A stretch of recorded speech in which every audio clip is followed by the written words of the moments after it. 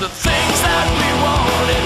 We were still 16, only passing and fleeting, or just too far out of reach. Were you hard up or broken, man? I would have helped you out. Were you numb and distracted while I was calling out? I was calling out.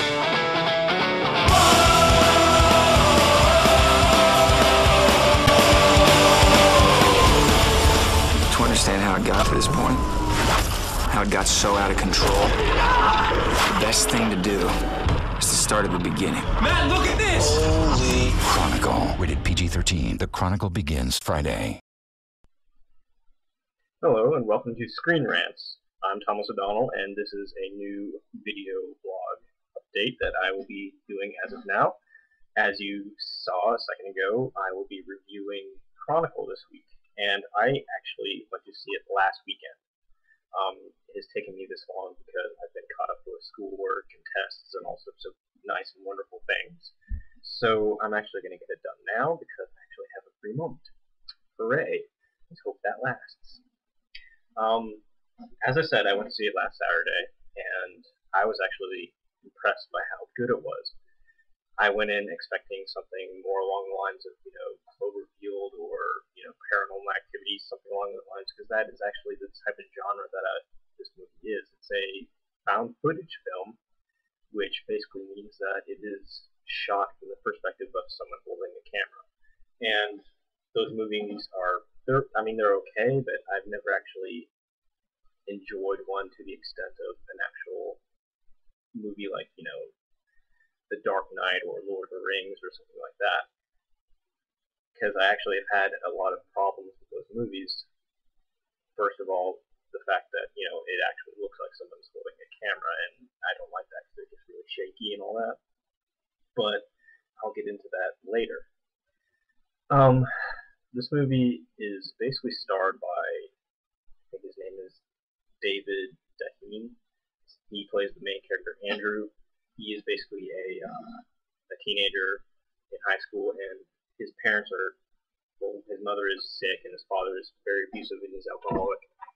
And that actually drives his character through the majority of the film, which, it is actually an interesting take on the story, because his relationship with his parents actually drives his character to do what he does throughout the film.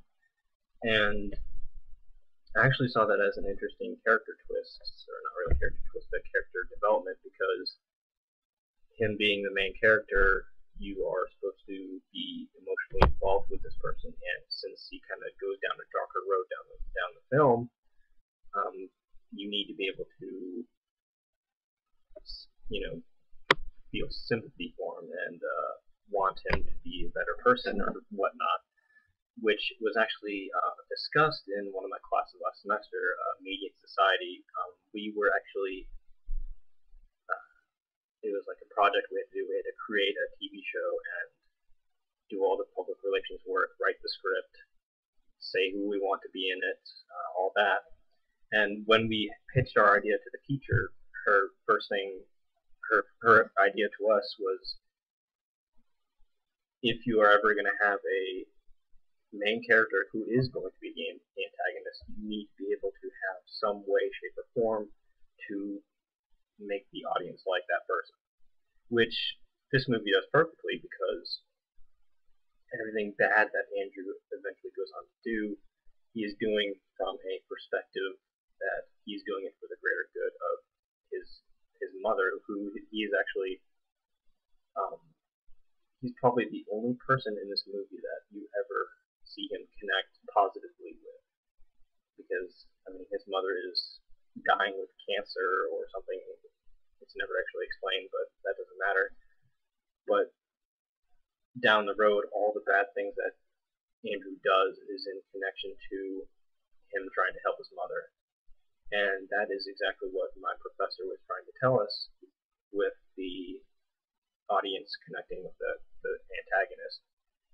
You see, you are actually sympathizing with Andrew because he is doing this to save his mother, and he's robbing,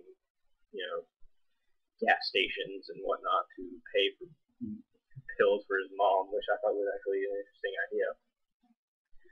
But for the most part, he eventually ditches the humanitarian view of, trying to save his mother to going on to, just straight power. There's actually a scene in there that was actually pretty interesting for me. It was the scene in the trailer when he's crushing the car in the dump. He actually goes on like a rant for about 2 minutes talking about how humans don't sympathize, like, flies or any animals that they kill, and that they're actually something called I think it's an apex predator, is what he calls it. It means the dominant force in a population. And he basically goes to that point of view for the rest of the film, is that, he sees that when he was given these powers, that it was a sign for him and his cousin and his friend Steve to, basically become the apex predators and to, basically be a new race and evolution, which, he basically becomes drunk with power. That's basically plain and simple. But other than that, he's actually a character that you can connect with, and that is like probably the number one thing a movie needs, is to be able to connect with the main characters. Anyway, that's the main actor, David Daheen, which I actually like that choice. He did a very good job portraying Andrew, and for someone who I have never seen him in anything else, he did a really good job. Which the found footage genre actually does a really good job of. They take no-name actors and put them in these movies, and they actually do extremely well. I mean, I don't know how they pick these people. Sometimes I assume that they just go onto the street and pick someone and go, "Hey, you want to be in a movie?" But you never know. Anyway, some other characters in the movie.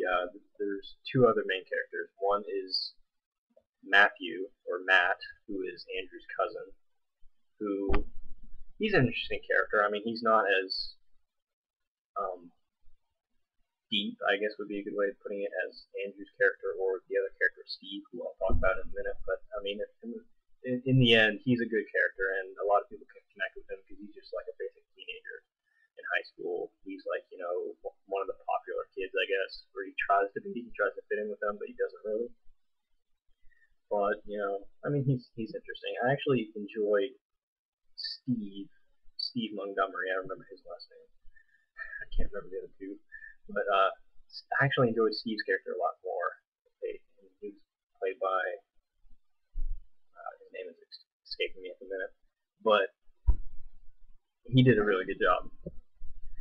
Steve's character was very interesting too, because he was the senior vice president at the high school, and he was going into politics, in college, and he's one of those kids that you always, you always sit there at high school and you want to be this kid because he's so popular and everyone knows him and he's so cool and, and everything like that, where, I mean, you see that kid a lot, but at the same time, he can also be kind of a jerk. He doesn't really want to help anyone. But in this movie, they made Steve out to be a really good person, really ethical and everything like that. He actually he takes Andrew, who's kind of a antisocial person. He gets beat up at school a lot, and he's picked on and everything. He takes him under his wing, and he basically helps him. And I really like that, because I feel like a lot of people can connect with that person sometimes. Being able to help out someone who is unable to make friends or anything like that. Well, Steve did a really good job, and I actually enjoyed that, because there's actually a scene in the movie where there's a